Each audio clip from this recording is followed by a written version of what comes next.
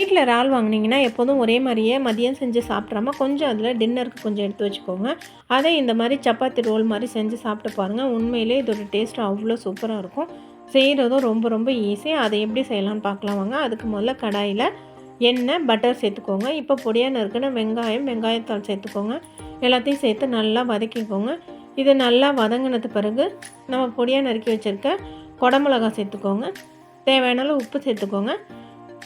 அதையும் சேர்த்து ஒரு 2 நிமிஷம் வதக்கிட்டு இப்போ க்ளீன் பண்ணி வச்சுருக்க இறால், மஞ்சள் தூள், சோம்புத்தூள், மிளகாய்த்தூள், கரம் மசாலா எல்லாத்தையும் சேர்த்து நல்லா ஒரு 2 நிமிஷம் வதக்குங்க. இப்போ இதை மூடி போட்டு வேக வைங்க. இதுக்கு தண்ணி ஊற்றணும்னு அவசியம் இல்லை, இதிலே தண்ணி விடும்.